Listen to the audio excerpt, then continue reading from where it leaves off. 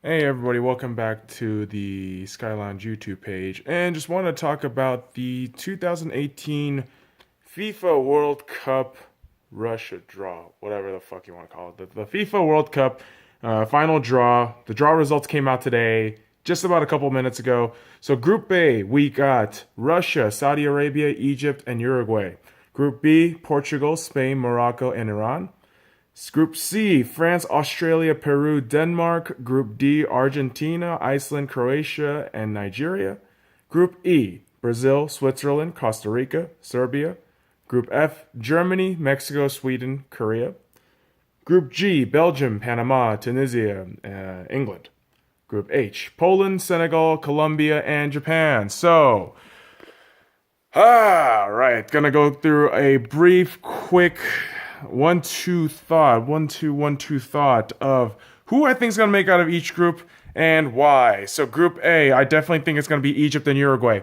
Egypt has been on an incredible run during their qualifiers, unprecedented number of goals. I think their player has the highest goal tally in the entire qualification series. So Egypt is not a team you never want to underestimate.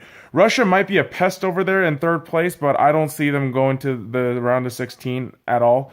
So Uruguay is also another interesting story because they have a lot of decent defenders. They have, I believe Diego Godin's still playing for Uruguay, the Uruguayan national team. You still got Luis Suarez. You still got Edison Cavani. You got all these star players. So it would be inexcusable for them to not make it to the round of 16. But, we have seen weirder things like Italy not being in this World Cup or the USA not being in the World Cup.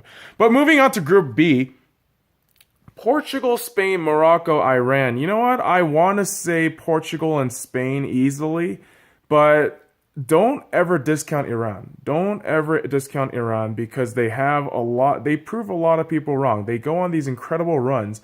I think it was either Iran or, oh man, you know what? I'm going to butcher one of these countries, but the last World Cup, they upset, I believe, Portugal. I mean, or Messi, or it was Argentina.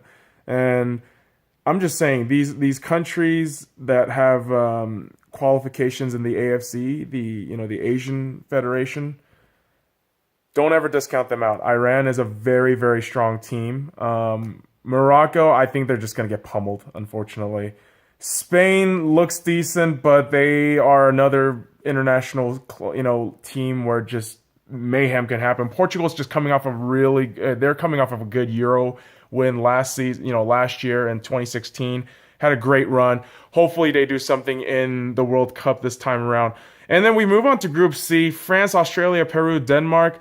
I'm going to go with a little bit of the odd choice here. I'm going to say early on, I'm going to say it's France and Peru. France, you have one of the best generations of footballers right now.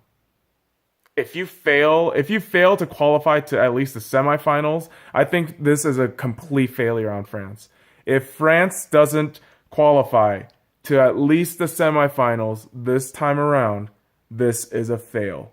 This is a complete failure. You got Lacazette as a striker who's striking hot at the moment. You got Griezmann who's also just on fire all the time. You got Olivier Giroud off the bench who can get you at least 2 goals, within a stretch of like 3-4 games. 3-4 matches, and then you got Paul Pogba, one of the best midfielders in the world right now. So there is absolutely no excuse for you guys not to make it to at least the semifinals. So France is going to be interesting. Peru, I'd say this just because they've been an interesting team to watch in the qualifications, but we'll see what happens when they play with the bigger European, team in France. And Australia has become the new Asian powerhouse, quote unquote, which is bullshit. Denmark is going to be a pest too. I don't see them going down very easily. They are going to try to prove to people that, we're not just a fucking throwaway team. Groups D, E, F, and G, I'm going to come back to in just a little bit. I'm just going to talk about Group H really quick just because it's a very simple one. Poland, Senegal, Colombia, and Japan. I'm just going to easily say it's going to be Poland and Colombia. Poland has been on a crazy run with Robert Lewandowski as their main number 9. He destroys it in his domestic league in Bayern Munich, and he destroys any kind of competition, in the national level and international level too, in terms of goal scoring. So I think he's going to be fine. I think Colombia is also going to be fine. The players they have, the infrastructure that they created with these said players, they're going to be fine. Falcao's coming off of 2 good seasons right now. I mean, 1.5 good seasons at this point from, Monaco. You got James Rodriguez finally playing a little bit of football in Bayern Munich. So I definitely see Colombia on the up and up. Japan, unfortunately, I don't think they really have anything right now. I don't really see any new players, new young kids on the block. They all seem to be these aging vets. Keisuke Honda, Shinji Kagawa, all these guys. They're getting older. And I just don't think Japan's going to have the wherewithal to make it out of that group. Senegal, I think they're going to cause problems. But again, I don't see them passing the group of 16. I don't see them making it to the round of 16. No. So let's talk about Group D, E, F, and G, which is a very curious one. So in my opinion, Group D is the biggest, is the group of death. It is capital THE group of death. Capital THE group of death. So let's talk about Group D for a second. Argentina, Iceland, Croatia, and Nigeria. All these teams are impressive. Argentina, you can never discount Messi. You can never count out Messi, especially in the group stages. You can't count out Messi in the group stages. In knockout stages, he might, choke. But usually in the group stages, he's fine. He tends to do well. He finds his goals. He, distributes the ball very well on the pitch, and he does well. But Iceland's a Cinderella story everyone fell in love with. Everyone still is in love with. This is a nation of 300,000 people, and they have qualified to the World Cup for the first time. I mean, this is just unbelievable. Unbelievable. And I believe Nigeria hasn't qualified for quite some time, if I'm not mistaken. Croatia has just a star-studded cast list of players. You got Luka Modric, then you got I think Rakitic also plays in Croatia, if I'm not mistaken, right? Ooh. I think Mandzukic. I don't know, man. I mean, there's a lot of great players in Croatia is all I'm saying. And Nigeria, you can't count out Alex Iwobi, my boy in Arsenal. You can't count out Iheanacho. 2 young forwards, 2 young talents. And I think this is just going to be a really intense group to see. I think Group D is just going to be the most entertaining group to watch, the true group of death. Group E is a deceptive group of death. It looks like on paper it looks like a group of death, but I don't think it is. Just because the name Brazil is on there doesn't mean it is. Brazil, Switzerland, Costa Rica, and Serbia. Slightly the false group of death. I think Brazil's going to come out of this group no problem. Neymar is firing from all cylinders. Jesus Gabriel from Manchester City's killing it. You got a couple other these Brazilian cats all around the world right now just doing very, very well for themselves individually. And when you put these Brazilian boys together, I mean,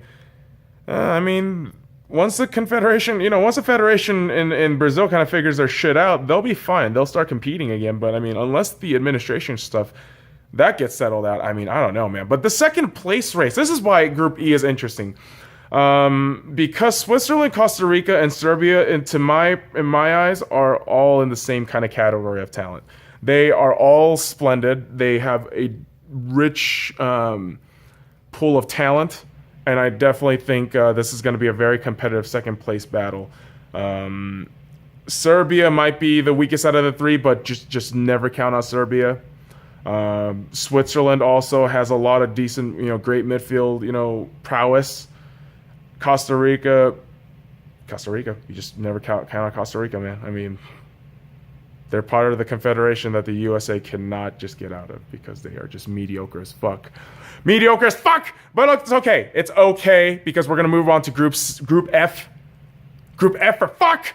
Because we have to talk about my home country of South Korea. So, South Korea, Sweden, Mexico, and Germany. How exciting. God, again, I think I talked about this earlier in an earlier video a couple minutes ago. I think, Germany is going to be easily the top of the group, no problem. They're going to win all 3 games, all 6 matches, I believe, all 6 matches, whatnot.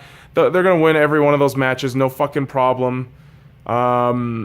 I have no doubt in my mind, they might draw one or might lose one, but Germany's going to be almost perfect, and efficient throughout the entire tournament until they get to the semifinals, and we'll see what happens then.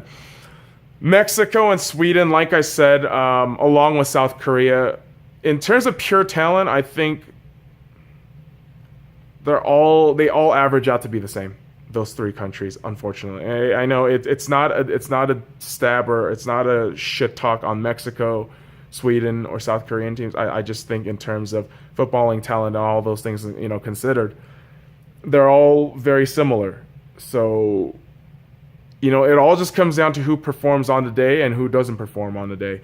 And honestly, like I said, I think if South Korea wants to prove they are once again that kind of powerhouse in Asia, once again, like in 2002, 2003, those periods, if they can prove that once again, I think we have a good shot of leaving, the group stages. But the reality is this: I think Mexico will switch on for international tournaments, and they might come second. I think Korea, if we're lucky, we can exit the tournament dead last with maybe at least a point or two.